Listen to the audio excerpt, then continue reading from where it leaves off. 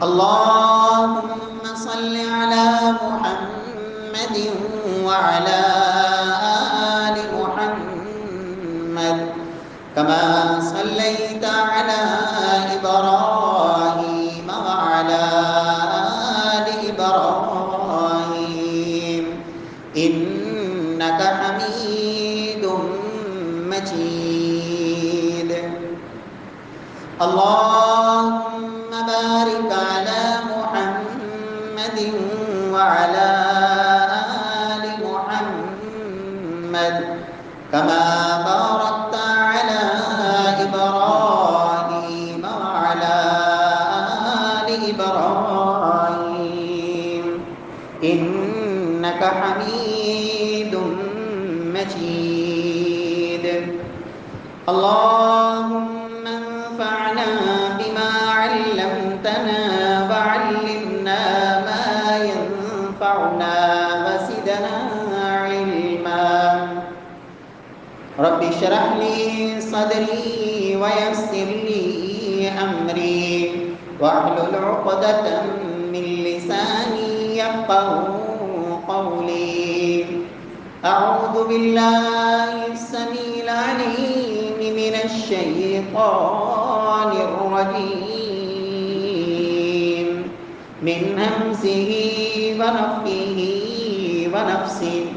بسم الله الرحمن الرحيم.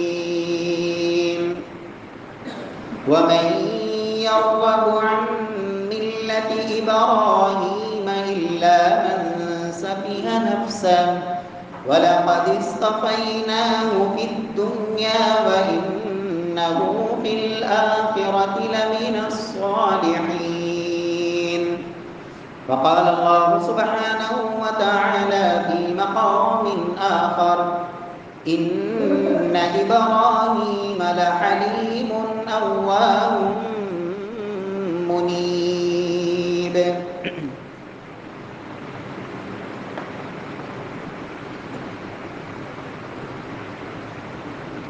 معزز سامعین کرام، محترم بھائیوں، بزرگوں، دوستوں، معززات ماؤں اور بہنوں، جد الانبیاء جناب ابراہیم علیہ السلام اللہ سبحانہ و تعالیٰ کے وہ جلیل القدر پیغمبر ہیں کہ جنہیں رب العالمین کا خلیل ہونے کا شرف حاصل ہے۔ ابراہیم علیہ السلام وہ شخصیتیں ہیں کہ جنہیں مشرکین مکہ بھی اپنا آئیڈیل اور نمونہ قرار دیتے تھے۔ یہودی اور عیسائی وہ بھی اپنے آپ کو ملت ابراہیمی کے پیروکار ہونے کے دعوے دار تھے۔ جناب رسول اللہ صلی اللہ علیہ وسلم نے تو یہ دو ٹوک اعلان فرمایا، انا دعوت ابی ابراہیم، کہ میں اپنے باپ ابراہیم علیہ السلام کی دعا ہوں۔ ان اول الناس بابراہیم للذین اتبعوہ وہذا النبی، اور اللہ کا قرآن بھی اس بات کا اعلان کرتا ہے کہ ابراہیم علیہ السلام کے سب سے زیادہ قریبی یہ نبی جناب محمد مصطفیٰ صلی اللہ علیہ وسلم ہیں اور ایمان والے ہیں۔ ابراہیم علیہ السلام جن کی زندگی کے بہت سارے اعمال ملت ابراہیمی کے شاعر اسے اسلام نے بھی اسی طرح قائم رکھا ہے، جن میں سے ایک قربانی جناب ابراہیم علیہ السلام کی سنت کو تازہ کرتی ہے۔ ابراہیم علیہ السلام کی زندگی کو رب العالمین نے ایمان والوں کے لیے آئیڈیل اور نمونہ قرار دیا، قد كانت لكم اسوة حسنة في ابراہیم، لوگوں میرے ابراہیم کی زندگی تمہارے لیے نمونہ ہے۔ قرآن مجید میں اللہ سبحانہ و تعالی نے ابراہیم علیہ السلام کی بہت سی صفات کو بیان فرمایا ہے۔ کہیں رب العالمین نے انہیں صدیقا نبیہ قرار دیا کہ میرا ابراہیم وہ اللہ کا سچا نبی تھا۔ کہیں رب العالمین نے انہیں انی جاعلک للناس اماما، کہ میرا ابراہیم لوگوں کے لیے، انسانوں کے لیے وہ امام تھے، مقتدا، رہنما اور پیشوا تھے۔ کہیں رب العالمین نے فرمایا کہ میرا ابراہیم امتاً قانتاً للہ، وہ اکیلا ہی ایک امت تھا اور اللہ رب العزت کا مطیع اور فرما بردار تھا۔ ابراہیم علیہ السلام کو رب العالمین نے قرآن حکیم میں حنیفہ بھی کہا، یک طرفہ یکسو ہو کر ایک اللہ وحدہ لا شریک کے سامنے جھکنے والا۔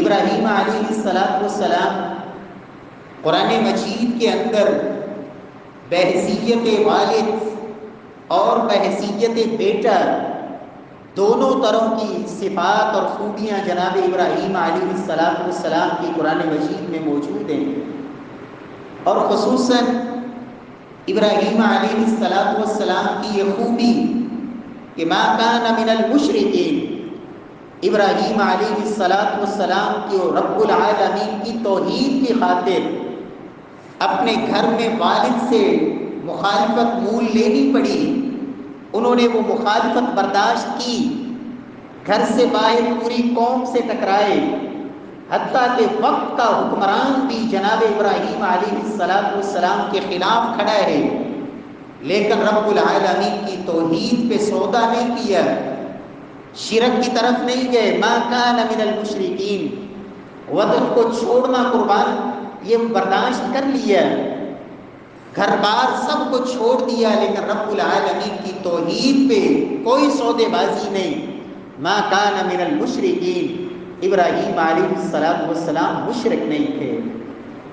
اور اسی طرح قرآن مجید میں رب العالمین نے جناب خلیل اللہ کا ایک وصف شاکرا لانعمی، کہ ابراہیم علیہ السلام پہ حالات جیسے بھی آئے، کسی موڑ پر بھی اپنی زبان پہ اپنے اللہ کا گلہ اور شکوہ نہیں لائے، شاکرا لانعمی، اللہ کی نعمتوں کے شکر گزار، ہر وقت رب العالمین کا شکر ادا کرنے والے جناب ابراہیم علیہ السلام کا اسی طرح یہ وصف بھی اللہ نے قرآن میں بیان فرمایا کہ جب مہمان فرشتے بن کے آئے اور انہیں پتہ نہیں تھا کہ آنے والے مہمان یہ کھانا نہیں کھاتے، مہمان نوازی کا وہ نمونہ پیش کیا کہ گھر میں گئے اور سب سے خوبصورت اور بہترین ایک بچڑا اسے ذبح کیا، بھون کر لا کے مہمانوں کے سامنے رکھ دیا۔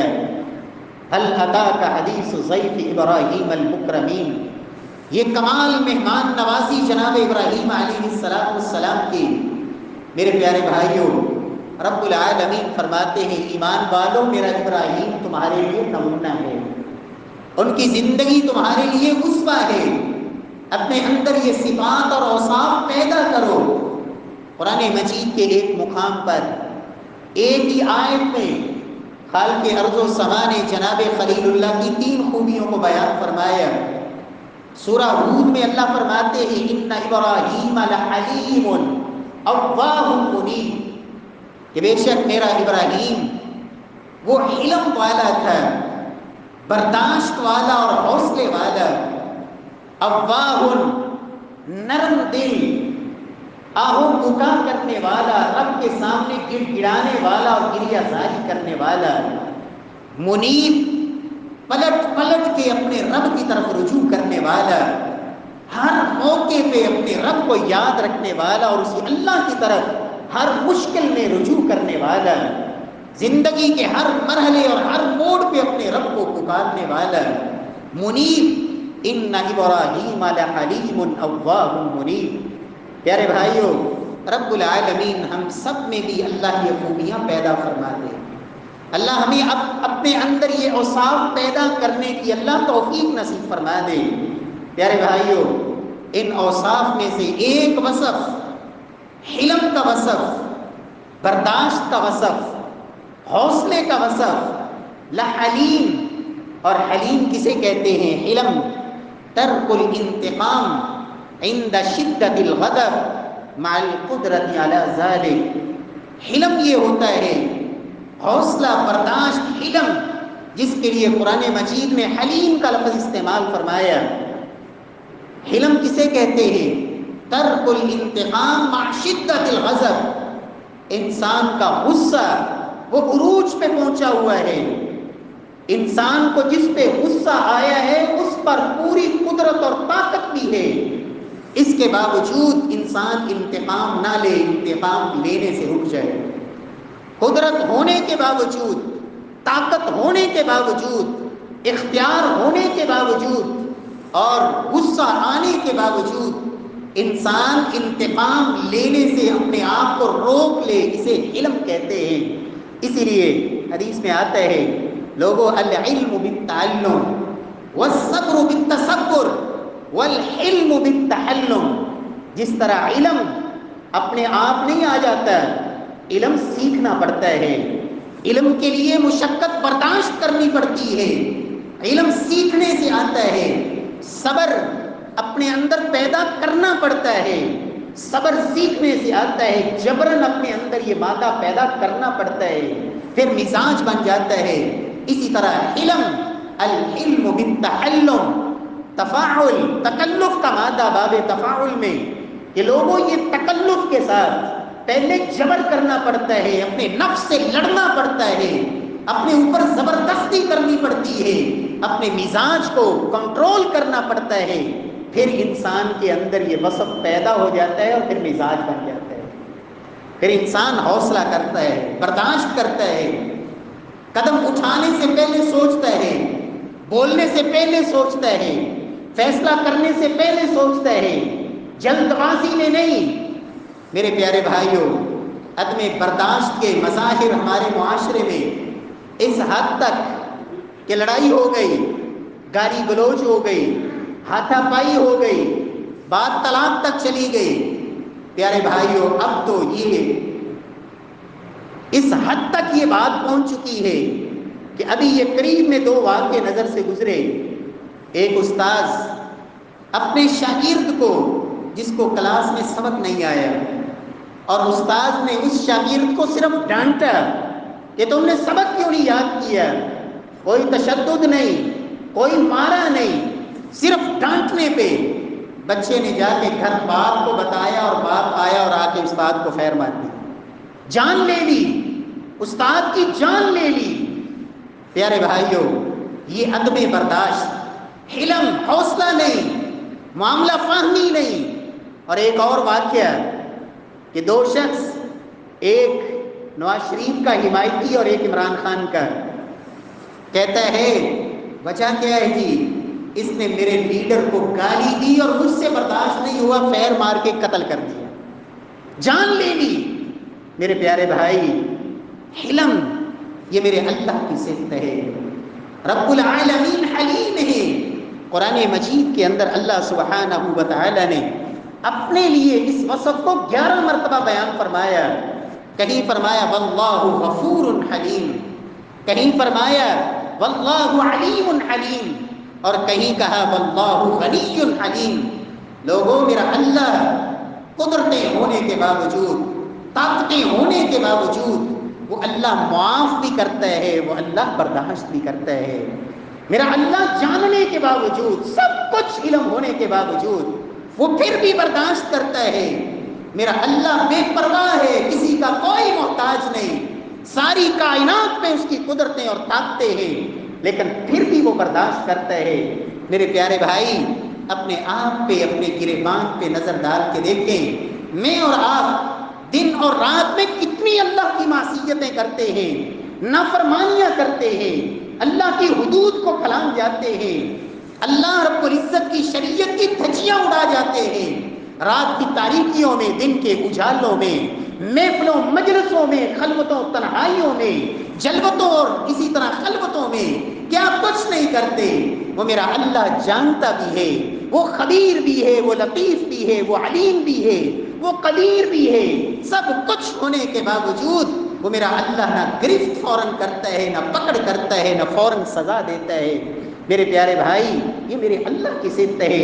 قرآن مجید میں اللہ فرماتے ہیں، لوگوں جب لوگ اللہ کے ساتھ شرک کرتے ہیں، یہ شرک اتنا بڑا جرم ہے، تکاد السماوات یتفطرن منہ وتنشق الارض، جس پہ آسمان پھٹ سکتا ہے اور اسی طرح زمین پھٹ سکتی ہے جب لوگ اللہ کے ساتھ شرک کرتے ہیں، رب کا کسی کو بیٹا قرار دیتے ہیں، کسی کو اللہ کا جز قرار دیتے ہیں۔ رب العالمین کی توحید کے اندر جب خلل ڈالتے ہیں، اتنا بڑا جرم ہے۔ اور آج معاشرے میں آپ دیکھیں، چپے چپے پہ شرک، آپ ہر 2 کلومیٹر کے بعد دیکھیں گے ایسی جگہیں ملیں گی جہاں رب کے مقابلے میں لوگوں نے مقتدا بھی بنائے ہوئے، مشکل کشا بھی بنائے ہوئے، بگڑی بنانے والے بھی بنائے ہوئے، جن کے سامنے سجدے بھی ہو رہے ہیں، ماتھے بھی ٹیکے جا رہے ہیں، جن سے اپنی مرادیں بھی مانگی جا رہی ہیں۔ میرے پیارے بھائی، اور اسی طرح کتنے ایسے جرائم ہیں جو زمین پہ بیٹھ کے میں اور آپ کرتے ہیں، لیکن میرا پروردگار وہ معاف بھی کرتا ہے، وہ برداشت بھی کرتا ہے۔ میرے پیارے بھائیوں، یہ عدم برداشت، یہ علم، یہ حوصلہ، جناب ابراہیم علیہ السلام کا یہ وصف اللہ نے قرآن میں بیان فرمایا، ان ابراہیم لحلیم، میرا ابراہیم حوصلے والا، میرا ابراہیم برداشت کرنے والا، ہمت، عزم اور حوصلے کا پہاڑ، ابراہیم علیہ السلام کا یہ وصف۔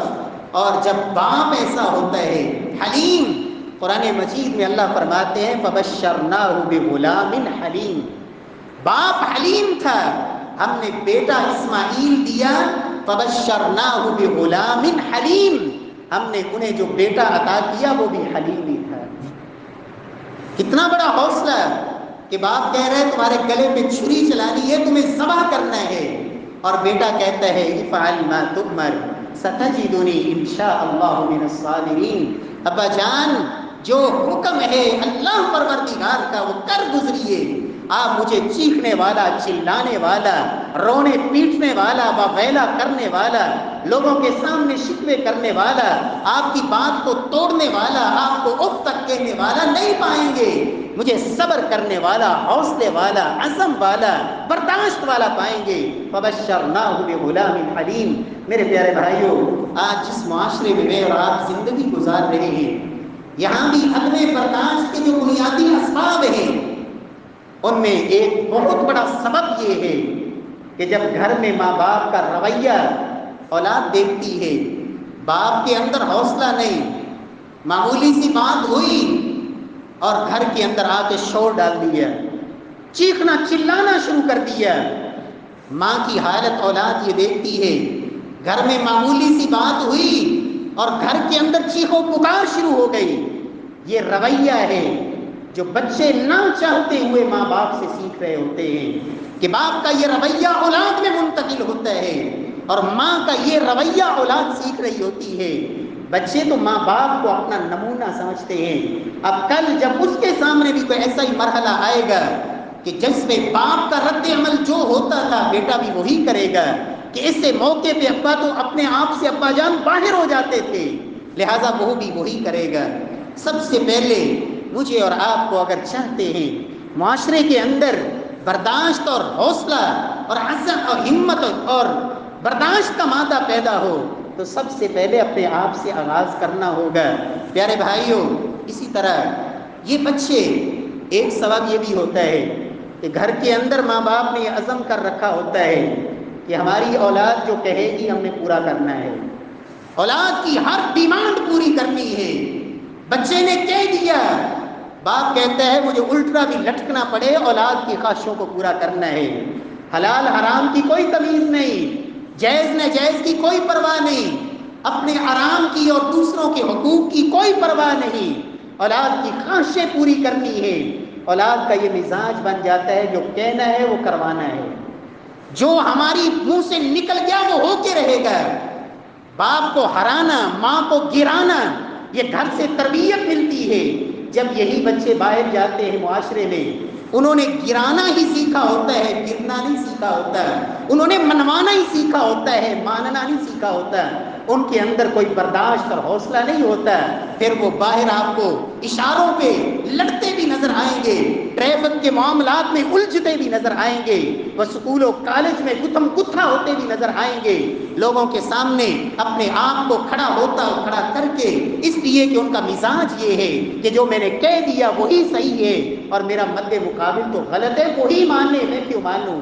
لیکن اسے کیا خبر کہ یہاں میرے مد مقابل میرا باپ نہیں ہے، میری ماں نہیں ہے، جو میں نے کہہ دیا وہ مان جائیں گے، بلکہ میرے مقابلے میں تو سامنے وہ کھڑا ہے جس کی بھی گھر سے یہی تربیت ہے کہ جو میں نے کہا ہے وہ صحیح ہے۔ اس وجہ سے بھی یہ پھر معاشرے کے اندر یہ بگاڑ پیدا ہوتا ہے، یہ لڑائیاں، یہ جھگڑے، یہ فساد، یہ قتل و غارت، یہ عدم برداشت کے نتائج یہ پھر ہم سب کو بھگتنے پڑتے ہیں۔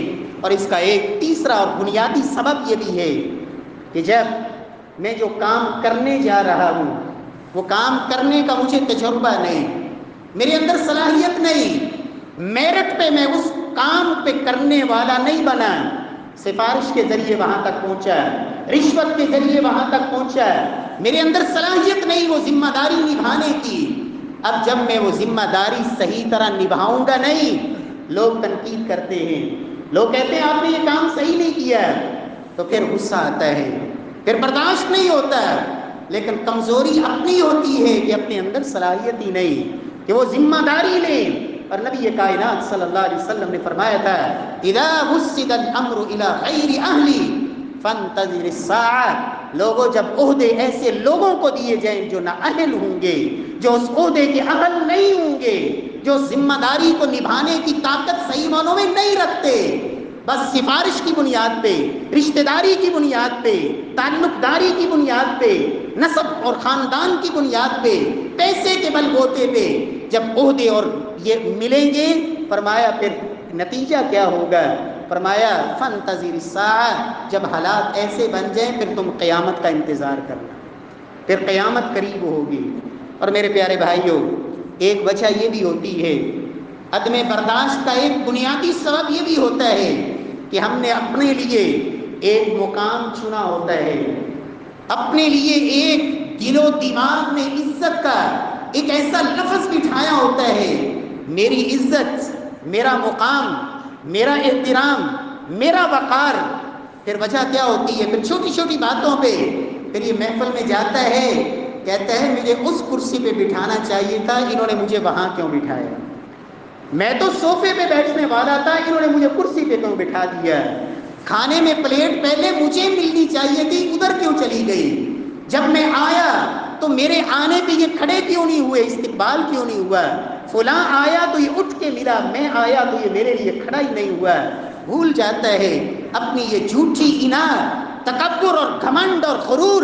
نبی کائنات صلی اللہ علیہ وسلم نے فرمایا تھا جو شخص اپنے لیے یہ پسند کرتا ہے کہ لوگ میری آمد پہ استقبال کے لیے کھڑے ہو جائیں، لوگ میرے لیے اس طرح کھڑے ہو جائیں جس طرح بت کھڑے ہوتے ہیں احترام اور ادب میں، فرمایا فَلْيَتَبَوَّأْ مَقْعَدَهُ مِنَ النَّارِ، یہ قیام عبادت ہے، یہ جھکنا عبادت ہے جو صرف اور صرف میرے اللہ کے لیے ہے۔ تیرے سامنے جو کوئی نہیں جھکا تو کوئی حرج نہیں، تیرا حق کی جھکنا نہیں ہے کہ تیرے سامنے کوئی جھکے۔ لیکن جب یہ دماغ میں بٹھا لیا جاتا ہے اور حتیٰ کہ پھر کہتا ہے کہ اچھا 5 بندوں کے اندر اس نے مجھے یہ بات کہہ دی، میری تو بےزتی ہو گئی۔ اور میرے پیارے بھائی، اللہ کا قرآن کہتا ہے الا ان العزت للہ، عزتیں تو ساری میرے اللہ کے لیے ہیں، وہ جسے چاہے عزت دے، جسے چاہے ذلیل کر دے۔ وَتُعِزُّ مَن تَشَاءُ وَتُذِلُّ مَن تَشَاءُ، ان اللہ رب العزت جسے چاہے عزت دے، جسے چاہے ذلیل کر دے۔ اور روزانہ دعائے قنوت کے اندر اگر آپ یہ دعا نہیں پڑھتے تو پڑھا کریں، إِنَّهُ لَا يَذِلُّ مَن وَالَيْتَ وَلَا يَعِزُّ مَن عَادَيْتَ، اے پروردگار جس سے تو دوستی لگا دے اس کو کوئی ذلیل کر نہیں سکتا، اور جس کو تو ذلیل کرنے پہ آ جائے پوری دنیا مل کر بھی اس کو عزت نہیں دے سکتی۔ رب العالمین ہم سب کو اپنے اندر اللہ حوصلہ، برداشت علم پیدا کرنے کی اللہ توفیق نصیب فرمائے۔ نبی کائنات صلی اللہ علیہ وسلم نے ایک شخص اشج عبد قیس، یہ وفد اللہ کے رسول کے پاس آیا، عبد القیس کا وفد۔ قبیلے والے جب اللہ کے رسول کی مسجد کے قریب پہنچے، جلدی سے سب لوگوں نے اپنی سواریاں چھوڑی اور دوڑے لگا دی، اللہ کے رسول کے پاس بھاگ کے آئے کہ آپ کا دیدار کریں۔ لیکن اس قبیلے کا جو سردار تھا اس نے آرام سے آ کے اپنی سواری کو باندھا، اپنے کپڑوں کو صاف کیا، بڑے ادب اور احترام اور سکون کے ساتھ، حوصلے کے ساتھ، اور آرام سے اللہ کے رسول کی مجلس میں آیا۔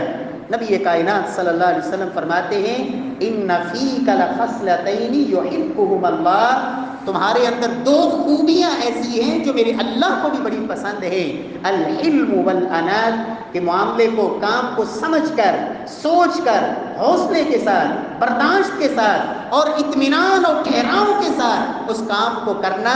فرمایا یہ علم اور انات، یہ دو خوبیاں ایسی ہیں جو میرے اللہ کو بڑی پسند ہے۔ جلد بازی نہیں کہ بس اب مجھے غصہ آ گیا ہے تو فوراً فیصلہ ہونا چاہیے، میری زبان سے یہ کلمہ نکل گیا ہے تو بس اب میں پیچھے ہٹنے والا نہیں۔ الحلم، الانات، معاملہ فہمی اور حوصلہ۔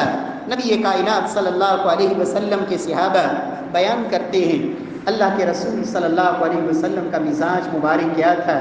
سیدہ عائشہ رضی اللہ تعالی عنہ کہتی ہیں کہ نبی کائنات صلی اللہ علیہ وسلم گھر میں موجود تھے، استأذن رہط من الیہود، مسلمانوں کے سب سے بدترین دشمن اور مسلمانوں کے ساتھ سب سے بڑھ کے بغض رکھنے والے دلی طور پر، لَتَجِدَنَّ أَشَدَّ النَّاسِ عَدَاوَةً لِلَّذِينَ آمَنُوا الْيَهُودَ، فرمایا ایمان والوں تمہارے سب سے بدترین دشمن اور سب سے زیادہ تم سے بغض رکھنے والے دنیا میں ہیں تو وہ یہودی ہیں۔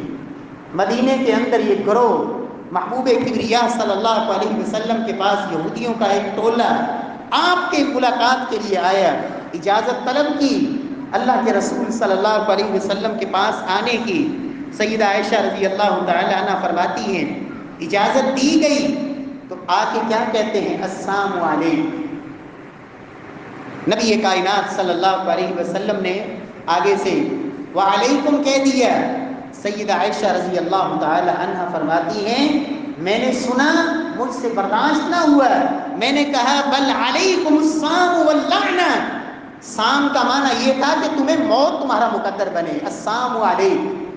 جب السلام لام کو چھوڑ کر خالی میم بولا جائے السلام علیکم، اس کا معنی ہوتا ہے کہ تمہارے لیے موت ہو، نعوذ باللہ من ذالک۔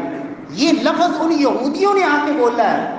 سیدہ عائشہ رضی اللہ تعالی عنہ نے سنا تو کیا جواب دیا، بل علیکم السلام واللعنہ، تمہارے اوپر موت بھی ہو اور اللہ کی طرف سے لعنتیں تمہارا مقدر بنے، تم نے یہ لفظ کیا بولا ہے؟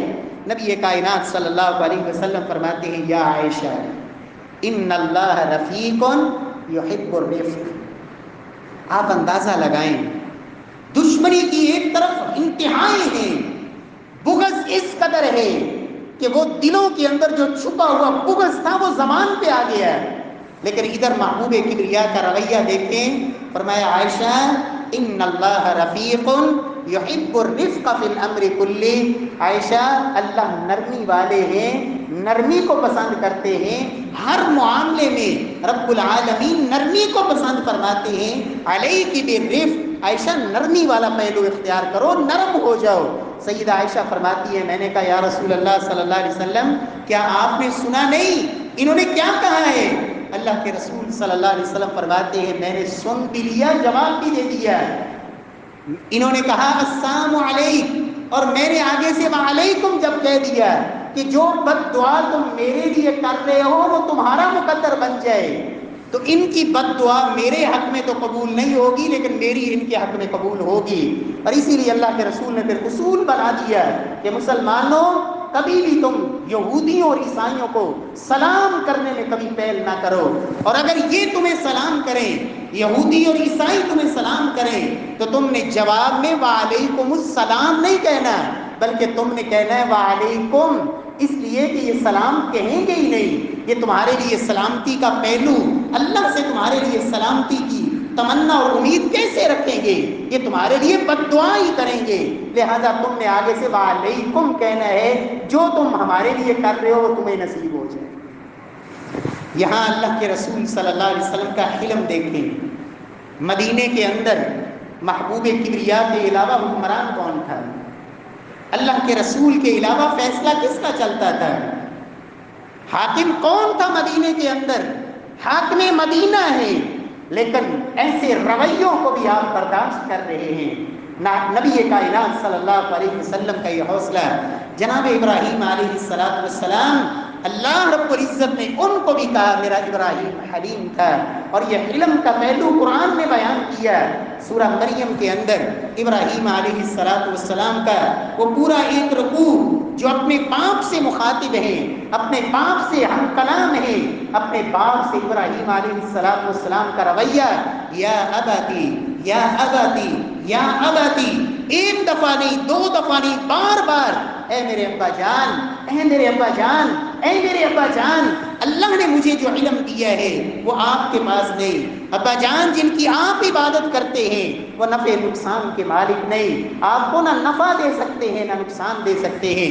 ابا جان آپ شیطان کے پیچھے نہ چلیں، مجھے ڈر ہے کہ یہ آپ کو گمراہ کر دے گا۔ ابا جان کہیں آپ اللہ رب العزت کی رحمت سے دور نہ ہو جائیں۔ وہ ابا جان یا اباتی یا اباتی، اور ادھر باپ کیا کہتا ہے؟ لَأَرْجُمَنَّكَ وَاهْجُرْنِي مَلِيًّا، ابراہیم میرے گھر سے نکل جا ورنہ پتھر مار مار کے تمہیں رجم کر دوں۔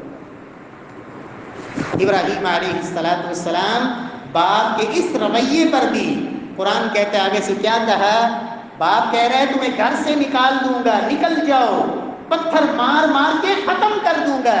اور ابراہیم علیہ السلام کہہ رہے ہیں سأستغفر لک ربی انہ کان بی حفیا، ابا جان میں اپنے اللہ سے آپ کے لیے بخشش کی دعائیں کرتا رہوں گا، کرتا رہوں گا، کرتا رہوں گا، مجھے اپنے رب سے امیدیں ہیں کہ میرا اللہ بڑا مہربان ہے۔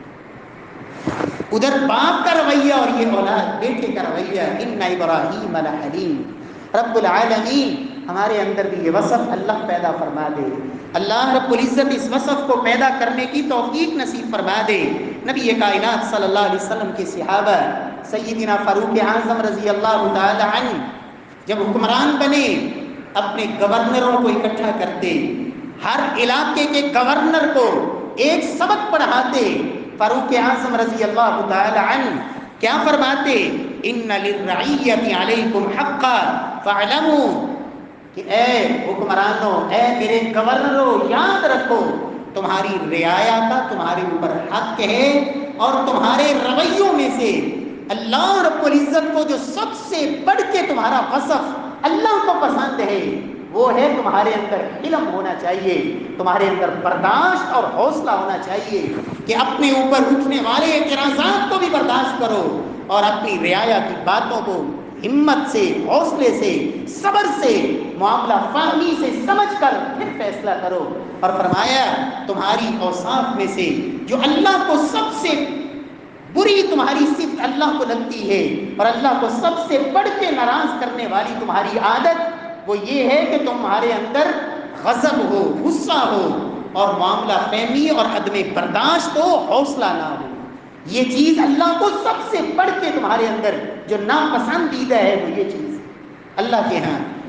سیدنا علی رضی اللہ تعالی عنہ فرمایا کرتے تھے لیس الخیر ان یکثر مالک وولدک، اے انسان بہترین انسان ہونے کا یہ پیمانہ نہیں کہ تیرے پاس مال زیادہ ہو، تیرے بیٹے زیادہ ہوں، یہ کوئی خیر اور بھلائی کا کوئی معیار نہیں۔ لیس الخیر ان یکثر مالک وولدک، تمہاری اولاد زیادہ ہو، تمہارا مال زیادہ ہو، جائیداد زیادہ ہو، یہ تمہارا بہترین ہونے کا کوئی معیار اور پیمانہ نہیں۔ اللہ کے ہاں بہترین اور سب سے بہترین اللہ کے ہاں انسان کون ہے؟ جس میں چار خوبیاں ہوں، جس میں چار وصف ہوں۔ علی رضی اللہ تعالیٰ عنہ فرماتے ہیں ورعن یعصمہ عن محارم اللہ، پہلا وصف اللہ کا خوف اور ڈر، اللہ کا تقوی، اللہ کا ڈر اور اس کی خشیت، جو تمہیں اللہ کی حرام کردہ چیزوں سے روک دے، ایسا اللہ کا خوف اور ڈر جو تجھے رب کی حدود کو پھیلانے سے روک دے. اور فرمایا دوسری چیز حسن خلق تعیش بہ الناس، تیرا اچھا اخلاق لوگوں کے دلوں میں محبتیں پیدا کرنے والا، میٹھے بول بولنے والا، چہرے پہ مسکراہٹیں لانے والا، لوگوں سے اچھا اور بہترین اخلاق سے پیش آنے والا، لوگوں سے تیرا اخلاق اچھا ہو. وخالق الناس بخلق حسن، تیرا لوگوں سے اخلاق اعلیٰ قسم کا ہو. اور تیسری چیز علی رضی اللہ تعالی عنہ فرماتے ہیں حلم یدفع بہ جہل الجاہل، اگر کوئی جاہل آ کر تمہارے سامنے جہالت کا مظاہرہ کرے، تیرے اندر ایسا علم ہو، ایسا حوصلہ اور برداشت ہو کہ اس جاہل کی جہالت کو تو برداشت کر سکے، اس جاہل کے مقابلے میں تو خود جہالت پہ نہ اتر آئے. لیکن ہمارے ہاں کیا ہوتا ہے، اچھا مجھے گالی دی ہے اور میں سن لوں چپ کر جاؤں، کیسے ہو سکتا ہے؟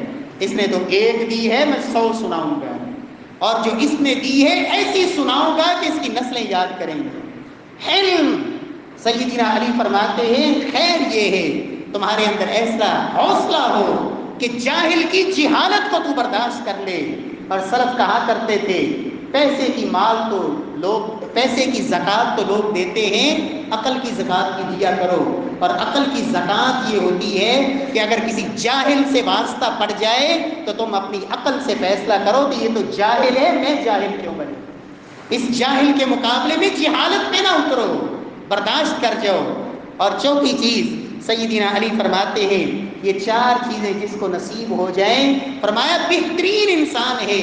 چوتھی چیز زوجۃ صالحہ تعینہ علی امور الدنیا والآخرہ، کہ اللہ نیک بیوی نصیب فرما دے جو دنیا آخرت میں اس کی مددگار ہو، دنیا کے کاموں میں بھی اور آخرت کے کاموں میں بھی.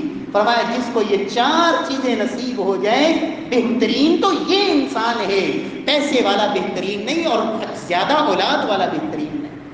رب العالمین ہمارے اندر یہ اوصاف اور خوبیاں اللہ پیدا فرماتے ہیں. پیارے بھائیوں، ابن عباس رضی اللہ تعالی عنہ بیٹھے ہیں، ایک شخص آیا اور آ کے کہتا ہے سیدنا عبداللہ بن عباس رضی اللہ تعالی عنہ کو کوئی سخت قسم کا لفظ بولا، گالی. عبداللہ بن عباس مفسر قرآن، اللہ کے رسول کے چچا زاد، اللہ کے نبی صلی اللہ علیہ وسلم کی دعاؤں کا اور دنیا کے اندر دعاؤں کا اللہ نے جو عملی تفسیر بنائی، سیدنا عبداللہ بن عباس، اور وہ جاہل آ کے گالی دیتا ہے.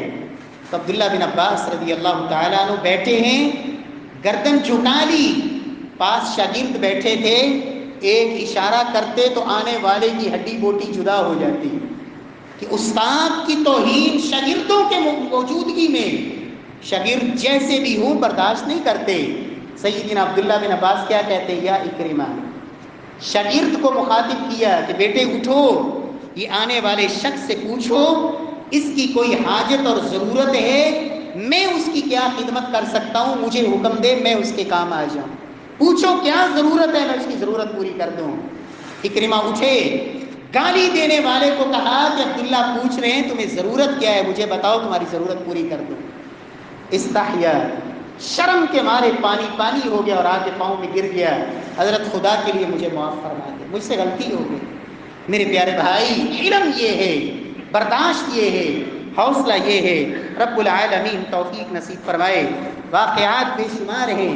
امام بخاری رحمۃ اللہ علیہ، لونڈی، اپنی لونڈی، زر خرید غلام، بیٹھے ہیں گھر کے اندر، لونڈی پاس سے گزری، لکھ رہے تھے دوات کو جس میں سیاہی تھی، ٹھوکر لگی اور کاغذ اور جو کچھ تھا اور وہ سیاہی وغیرہ وہ گر گئی. امام بخاری رحمۃ اللہ علیہ فرماتے ہیں کئی فتمشین، اللہ کی بندی کیسے چلتی ہو؟ لونڈی جواب دیتی ہے آپ راستے میں کیوں بیٹھے ہو؟ امام بخاری رحمۃ اللہ علیہ فرماتے ہیں جاؤ، تمہیں میں نے اللہ کے لیے آزاد کر دیا، اللہ کی رضا کے لیے تمہیں آزاد کر دیا. شاگرد پوچھتے ہیں حضرت اس نے کیا کام کیا اور آپ نے کیا کام کیا؟ فرمایا اس کے پاس علم نہیں اور اللہ نے مجھے حدیث کا عالم بنایا ہے. اللہ کی دین اور رب کی شریعت مجھے یہی تعلیم دیتی ہے، والکاظمین الغیظ والعافین عن الناس، واللہ یحب المحسنین، غصے کو پی جانے والے، لوگوں کو معاف کر دینے والے، اور صرف یہ نہیں بلکہ لوگوں کے اوپر احسان کرنے والے۔